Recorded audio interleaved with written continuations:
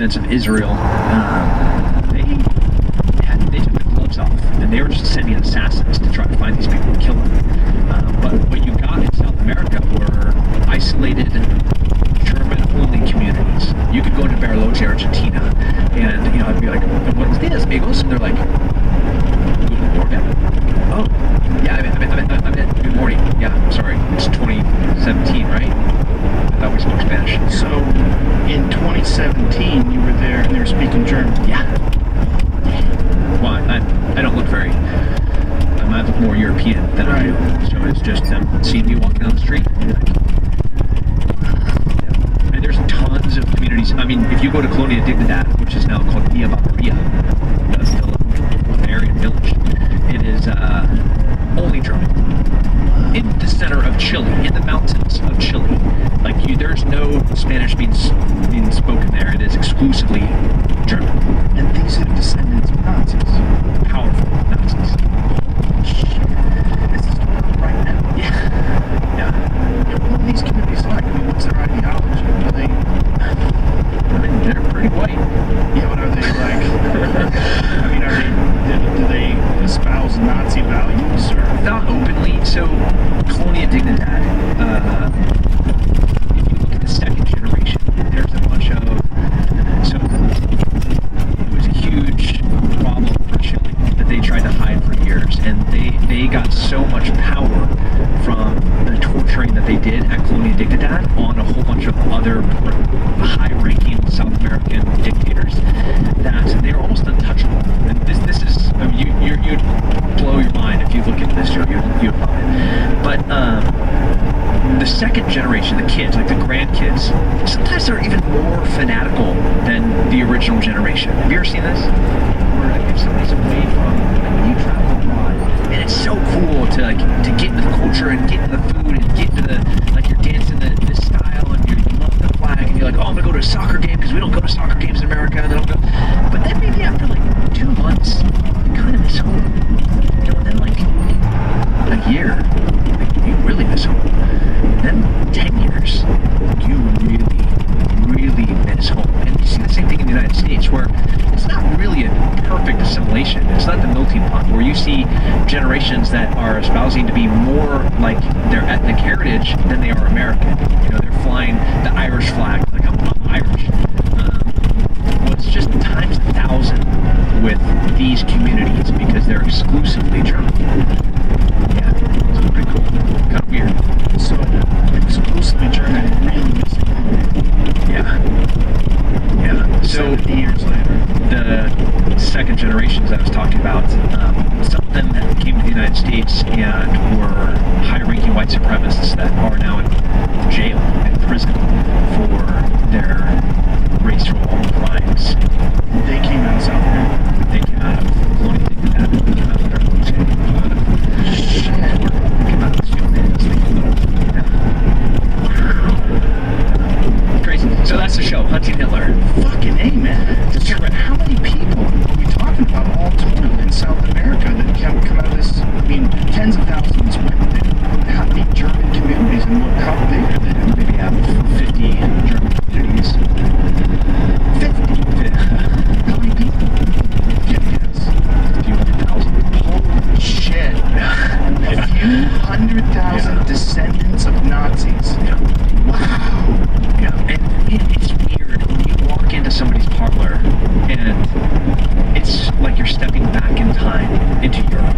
Like, I'm walking in, it's 2017, and I'm walking in Buenos Aires, Argentina, into somebody's parlor, and all of the tile is European, and all the style and all the art is very German.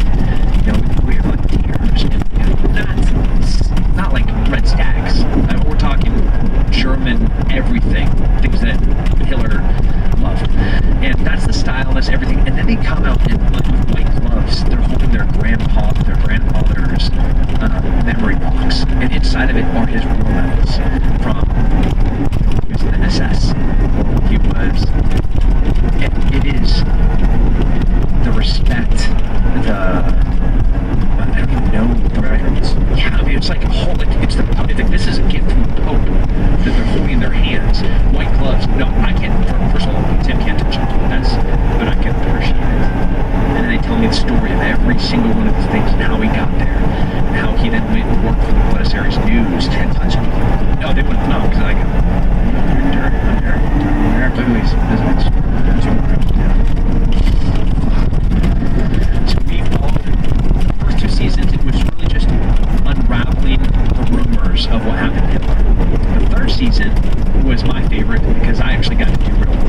said, okay, I got the second season, I got to bring in more special forces guys, the CIA targeter, Nadia, who helped my unit kill Zarqawi in 2006. This is the team that is now looking at real evidence, trying to figure out, okay, how did we find Bin Laden? How did we find Zarqawi? We looked at their associates, and we looked at how they moved, we looked at how they communicated, we looked at what routes they were using to get to and from places, and then we just started tightening the noose. And that's exactly what we did in this third season, was, okay, let's start following the Adolf Eichmanns, let's start following the Joseph Mengele's, and let's start following the Skorzynskis. Hitler's personal bodyguard that was a colonel in the SS that went on to work for everybody after the war, fighting. I mean, fascists do not like communists, so this guy was working for everybody to include the CIA, fighting fascism in South America, or fighting communism as a fascist in South America in the 50s, 60s, and 70s. Creepy stuff. Yeah. So, are there any legitimate eyewitness accounts of him in South America? Or potentially legitimate? Absolutely potentially. Yep. Eyewitness accounts, I saw him get off the boat. I saw him meet here. And if it was just some person saying it, it's almost meaningless. But if you look at the context of who this person is, the wealth that they have that they shouldn't have, can you explain how you got so rich in 2 generations? You're like, okay, your grandpa got here from Germany in 1946. That's weird. And he's on a legitimate visa with an Argentinian passport. Also weird. And now he's a war refugee that's now worth millions of dollars. How does this work? But people, and this is the hard part, people want to be connected to significant events, and especially in small rural areas of developing areas. There's so little happening, they want to be attached to something massive. And like the fact that they saw a U-boat land on this beach, and the hatch open, and these cars were sitting there and they were doing Morse code, and this guy gets off and he had this little mustache, like, U-boats can't go to the beach. That's not how that works. But you know what they're trying to do, they just want to be connected. So, and now we're removed 70 to 80 years from the facts. It's been painful to try to use real science, real investigative tools to try to sift through this little,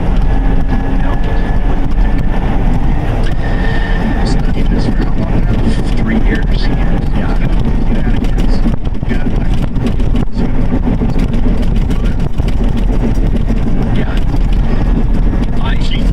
I would say, man, that's the first time I've ever said it flat out like that. What I want to say is, the way history is written is wrong.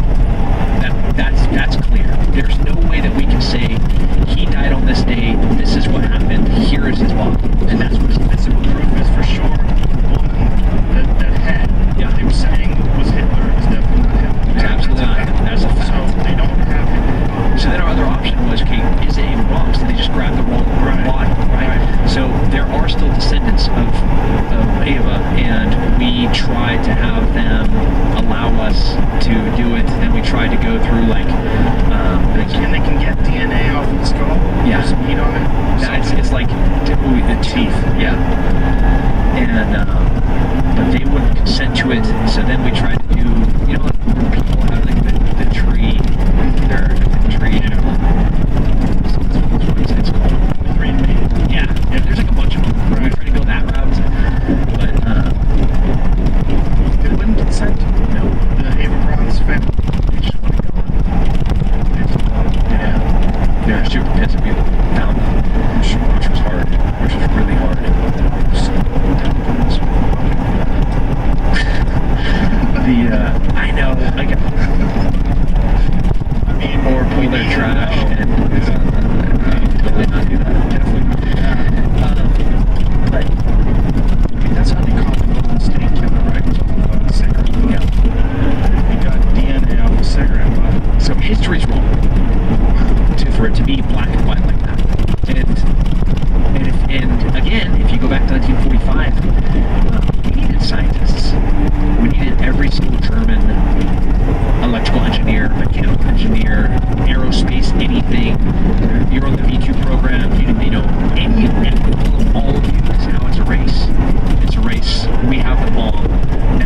delivery systems. Now we need to get to the moon. Now we need to, like all of those things are real time. It's a war of dollars and a war of science. And we got all those scientists. The Russians didn't. Well, they got some. No, not very many. Operation Paperclip is what Werner von Braun was.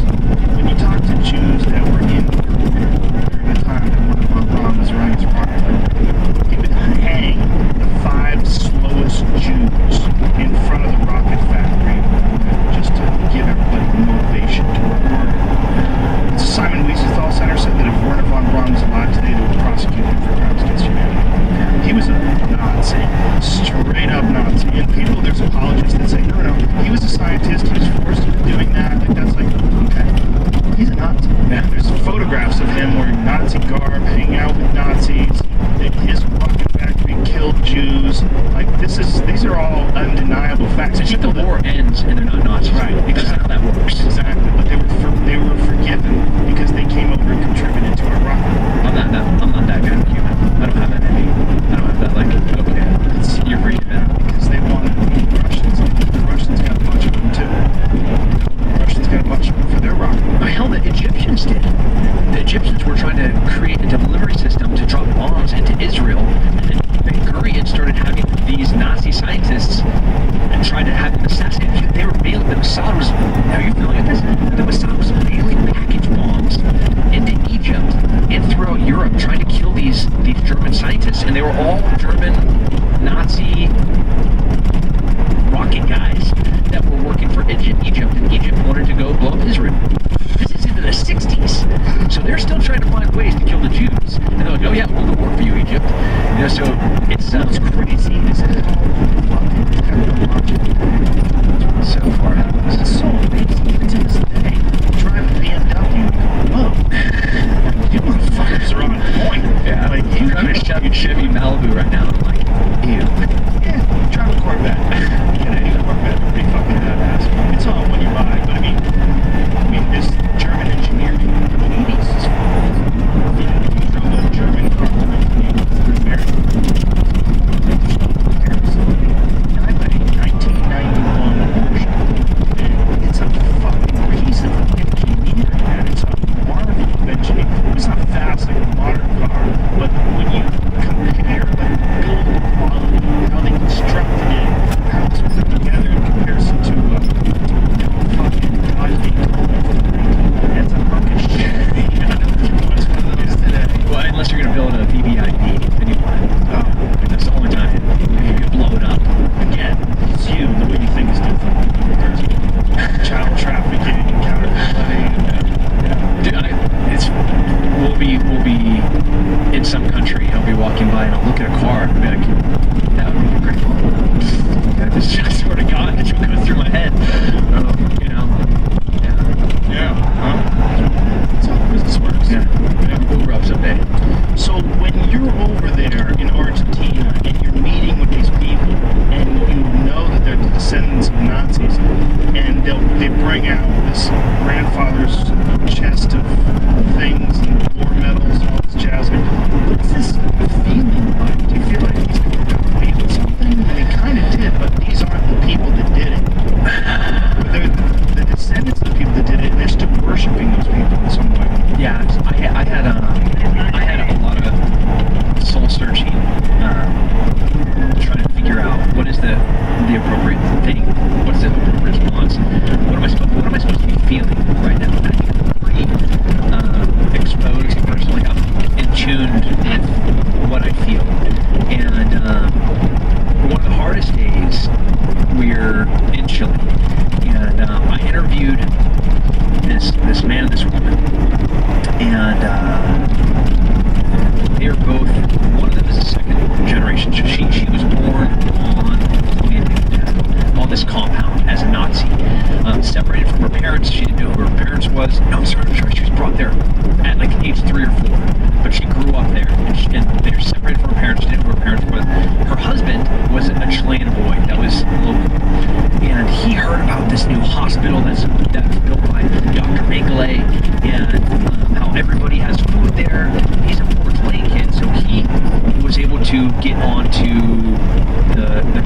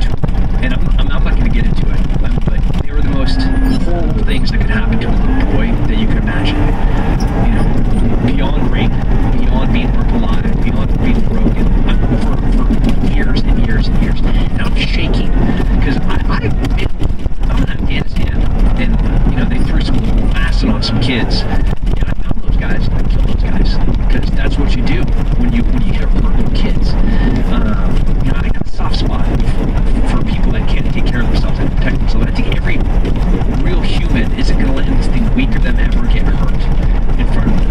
And so I was shaking listening to the story, you know, and I was like, and I know I have to go put on, like, I'm a tourist guy hosting a travel show. That's was our disguise to get in there. It was like, oh, you know, this is a beautiful Bavarian village. You can come here. That was our little way in.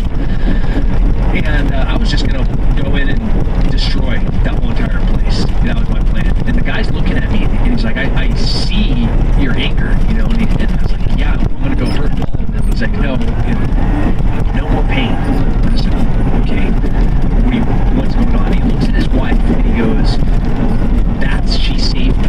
Every time that I was burnt, every time that I was broken, it was just love. That's how I got out. That's why we're alive today. And we're gonna die of old age together with the woman that I fell in love with in this colony. The only thing that matters is love. And I was like, God damn, I like you, but I still want to go hurt all of those people. You know, so it's like, so these people that were doing this to they weren't understanding that. So the same test that Joseph Mengele was doing in Germany in 1943, he's now doing in Chile in 1953. He just has a different population test. They're not Jews. They're actually boys. They're strong. They're not like the music quotation works. They're cockroach Jews that you just couldn't kill. You know, these were young, strong Browns. These are their words verbatim that I'm using. You know, and it's like, yeah, I want to tear your guys' faces out. You know, stick soldering irons in your ear because you guys are so evil. But that doesn't even them, so I was just really torn. I didn't do. I just want to kill them. The worst aspects of this desire that are weaker than you, torture. Just coming into contact with that, and some guy just this most beautiful response. Yeah. You know, saying, I got it. Fuck, You're a better human than I. So I never knew how to respond to these things. I wanted to, every time I see a new SS, I see like this, like the cross the River Valley, like crazy, the equivalent of Medal of Honors these guys have in their parlors. These were not, you realize your grandpa, that's total pride, swelling in their chest, cracking the face. So old age, he died on a beach in Brazil. His journal was found on the beach in Brazil. Yeah, married a beautiful Brazilian girl. He got like it. He got snatched by the Mossad in Argentina. Scorsensky, he died of old age. Actually, in the 60s, the Egyptians, when they were trying to build that rocket program to annihilate Israel, Scorsensky started working for the Mossad. He didn't really know it. They're paying him millions and millions of dollars to hold these parties for what he thought was the rise of the Fourth Reich.